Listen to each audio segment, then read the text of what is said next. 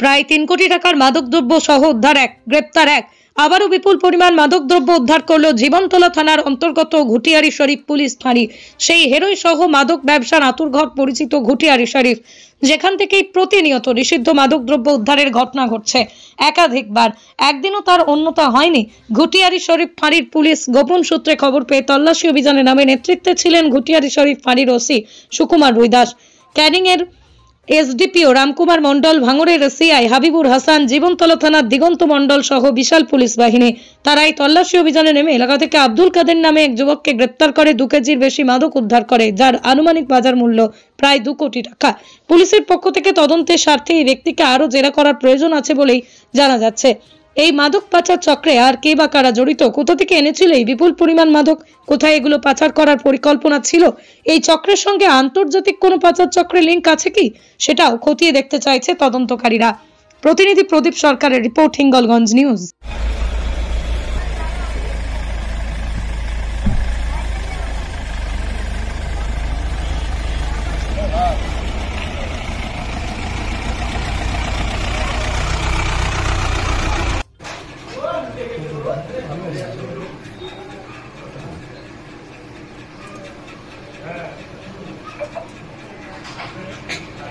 তোমার নাম কি? হ্যাঁ, আব্দুল কাদের। একটু বন্ধ করো না, একটু বন্ধ করো না, একটু জোরে বলো। কোথায়, কি নাম? আব্দুল কাদের। আব্দুল কাদের, কোথায় বাড়ি? মঙ্গলকোট থানা। তুমি ইয়ে নিয়ে কোথায় নিয়ে এসেছিলে? এই কাকে দিতে এসেছিলে?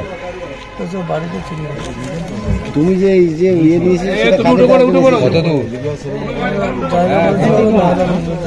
বাড়ি চিনি না, নাম জানি না। তুমি চেনো না? না, আমাকে দাঁড়াতে বলেছিল আমার জায়গাতে।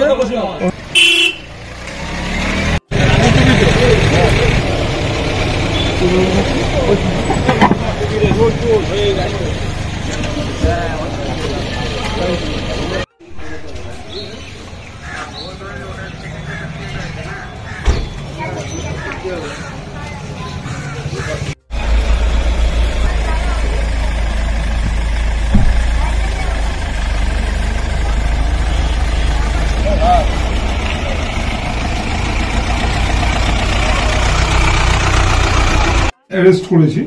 নাম হচ্ছে শেখ আব্দুল কাদের, ওর বাড়ি হচ্ছে মঙ্গলকোট থানার আন্ডারে।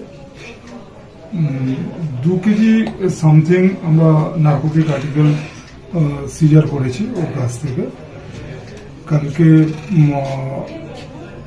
দুপুরের পরে আমরা সোর্স ইনফরমেশনে আমরা এটা ওকে অ্যাপ্রিহেন্ড করি এবং তারপরে প্রসিডিওর কমপ্লিট করে আমরা ওর কাছ থেকে 2 কেজি সামথিং আমরা নার্কোটিক আর্টিকেলস সিজার করি।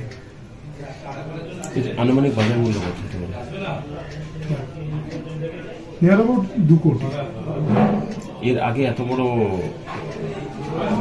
রেট কখনো হয়েছে যে এত টাকার মাল একসাথে?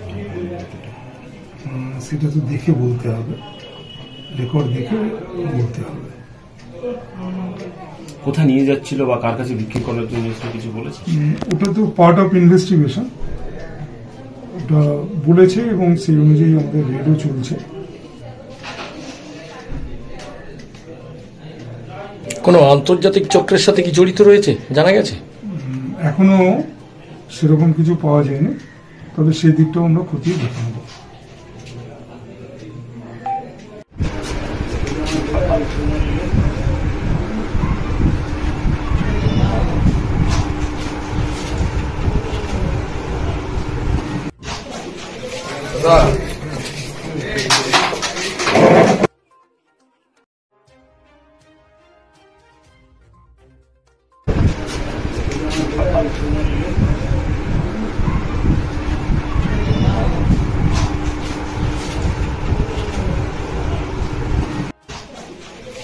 Right.